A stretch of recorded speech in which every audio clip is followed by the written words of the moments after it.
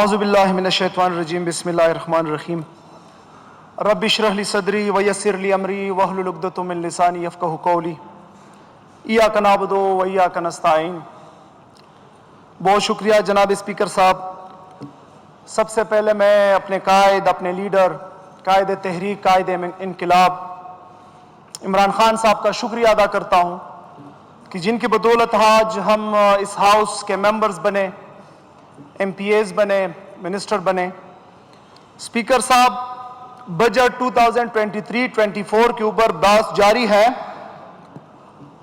اور treasury benches and opposition benches دونوں تقریباً ایک پیج پہ ہیں کہ یہ جو بجٹ 23-24 ہے، اس بجٹ کا اس اسمبلی سے یا اس ایوان اور اس ایوان کے اندر ممبران سے تعلق نہیں ہے، بالکل بجا فرما رہے ہیں۔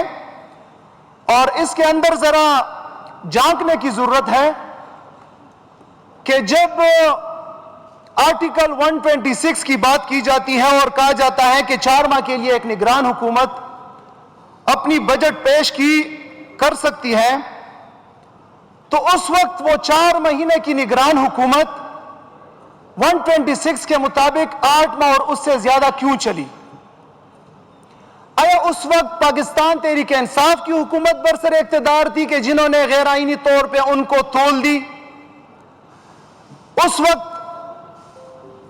جو فیڈرل کے اندر حکومت تھی انہوں نے اس چیز کو کنڈیم کیا یا اس کے لیے جواز بناتے رہے؟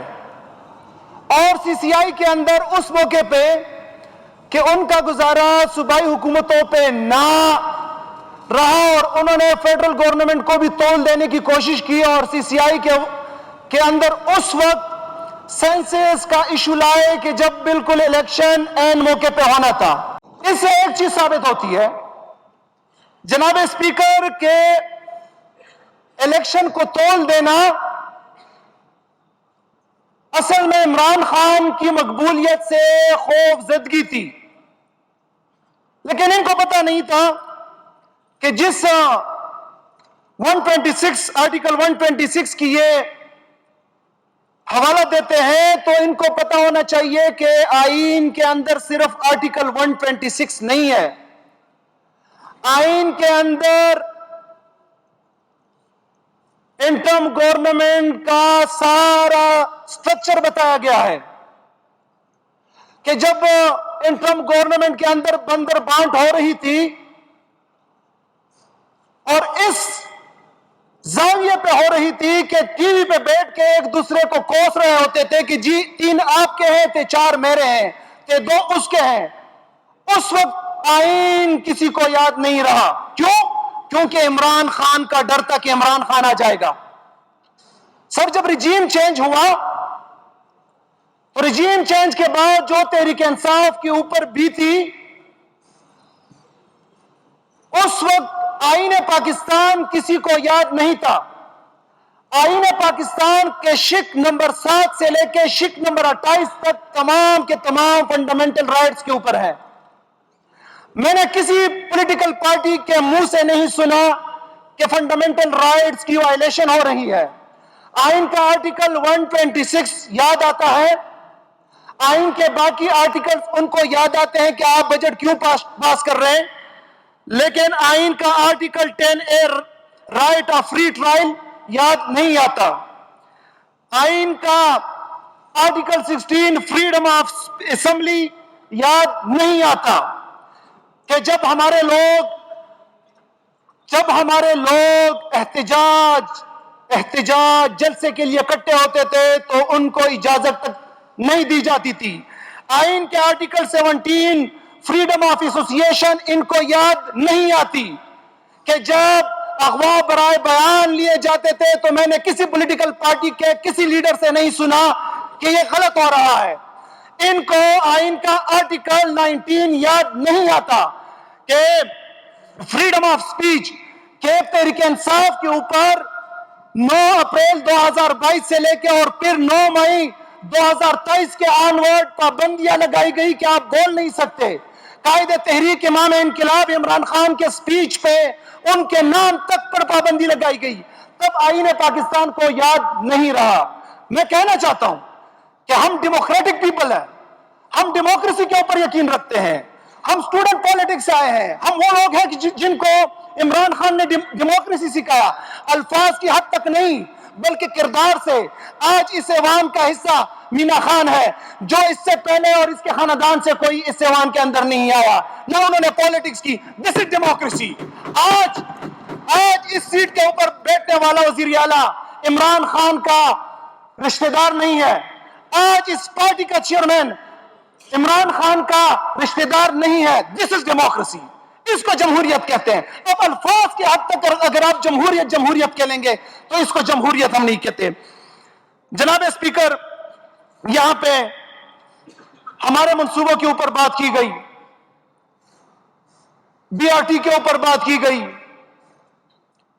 ہمارے صحت انصاف کارڈ کے اوپر بات کی گئی، سوات موٹر وے، ڈی خان موٹر وے جو انشاءاللہ تعالی ہم بنائیں گے، بلین ٹری سونامی اور اس جیسے بہت زیادہ اور ہمارے پروجیکٹس۔ سوال کیا جاتا ہے کہ خیبر پختونخوا کی حکومت نے 9 سال کے اندر کیا کارنامہ کیا؟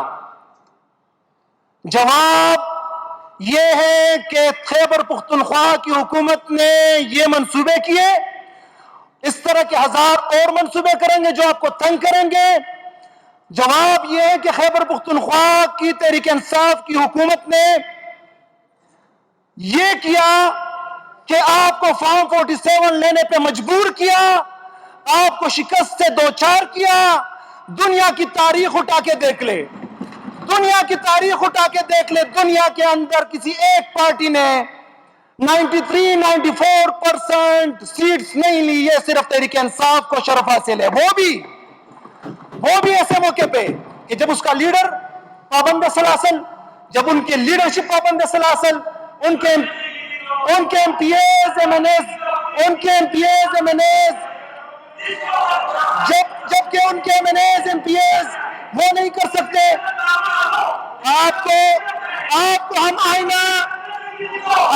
آئینہ دکھاتے رہیں گے، ہم آپ کو آئینہ دکھاتے رہیں گے، ہم آپ کو آئینہ دکھاتے رہیں گے، ہم آپ کو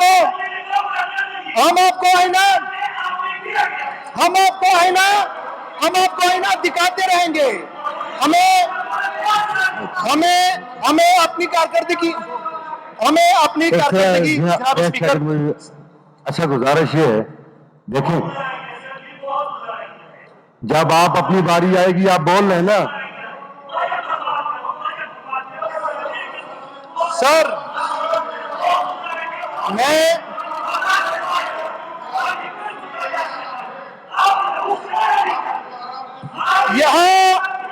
یہاں دستور بکتے ہیں، یہاں فرمان بکتے ہیں۔ جناب اسپیکر جناب اسپیکر یہ میڈن سپیچ ہے، یہ میڈن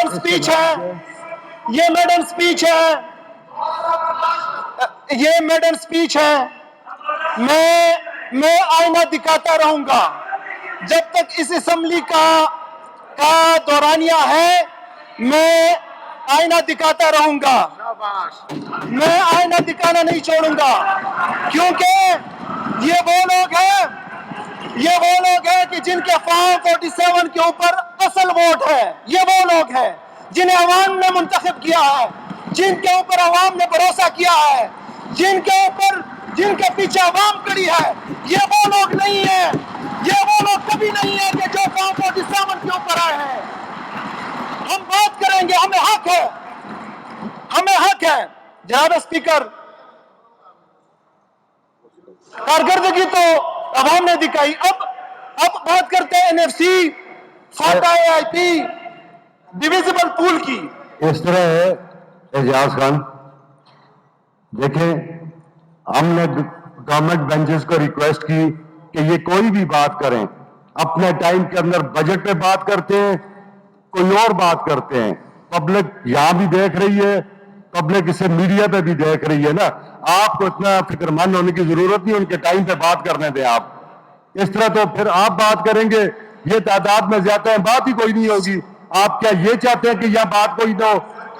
ये क्या बात है यार? जनाब स्पीकर, हम बड़े तहम्मुल और सब्र से सुनते आ रहे हैं और सुनेंगे। एनएफसी में मर्ज एरिया के लिए 3% डिविजिबल पूल की बात की गई। मोअज़्ज़िज़ मेंबरान को याद होगा कि इस 3% डिविजिबल पूल में हर प्रोविंस ने अपना पार्ट देना था। आइए आज भी हम आपके सामने बात करने के लिए तैयार हैं। आप में से किसी पार्टी की पंजाब में हुकूमत है, किसी की सिंध में हुकूमत है, किसी की बलोचिस्तान में हुकूमत है, आए लाए अपने हिस्से का शेयर लाए, 3% डिविजिबल पूल में बात करने के लिए तैयार हैं। अगर आप इतना दर्द दिल रखते हैं फाटा के लिए, हम अपने हिस्से का काम कर रहे हैं। फाटा मर्जर कोई आसान काम नहीं था, एक मुश्किल मरहला था जिसे खैबर पुख्तनख्वा की हुकूमत ने आसान तरीके से निभाया। लेकिन जहां पे फंड्स की बात होगी, एनएफसी की बात होगी, 3% डिविजिबल पूल की बात होगी, आए हम साथ बैठते हैं, उन सूबों से उनका हिस्सा लाए, हम अपना हिस्सा डालेंगे और अपने मर्ज एरिया के भाइयों को देंगे जो कि इस so called war on terror के जद में आए हैं। जनाब स्पीकर, आखिरी बात करना चाहूंगा। बात की जाती है कि तहरीक इंसाफ या ट्रेजरी बेंचेस के जो हमारे मेंबरान हैं कि ये डायलॉग ना मारे और बात करके बैठे और उसके ऊपर अच्छी बात है। हर वो तजवीज कि जो मुस्बत पॉजिटिव तरफ हमें लेके जाती है, वी वेलकम इट। हमारी हुकूमत उसे वेलकम करती है, खुशामदीद करती है। जो भी तजवीज होगी जो कि सूबे की बेहतरी के लिए होगी, हम उनको वेलकम करते हैं। लेकिन हम कौन सी हुकूमत के साथ बैठे? उस हुकूमत के साथ कि जिसके प्राइम मिनिस्टर की पार्टी ने सिर्फ 17 सीट्स लिए हैं, ओनली 17 सीट्स, और वो इस वक्त मेजॉरिटी पार्टी जो कि डेमोक्रेसी का हुस्न है और डेमोक्रेसी की बुनियादी जिम्मेदारी है कि जिसने ज्यादा सीट्स लिए हैं वो हुकूमत बनाएगी, वो वहां पे जो है हम बात करेंगे। उसके बावजूद वज़ीर आला साहब ने गुडविल जेस्चर के तौर पे 2-3-4 मुलाकात की, लेकिन वहां से कोई पॉजिटिव नहीं आया। सूबे को हुकूक तो मिलेंगे इंशाअल्लाह ताला, क्योंकि सूबा पाकिस्तान है, इसके लोग पाकिस्तानी हैं और हम चाहेंगे कि अच्छे तरीके से मिले, नहीं तो दूसरे तरीके मौजूद हैं। शेर पर आपसे मैं अपने स्पीच को जो है वाइंड अप कराना चाहूंगा कि यहां दस्तूर बिकते हैं, यहां फरमान बिकते हैं, यहां दस्तूर बिकते हैं, यहां फरमान बिकते हैं, जरा तुम दाम तो बदलो, यहां ईमान बिकते हैं।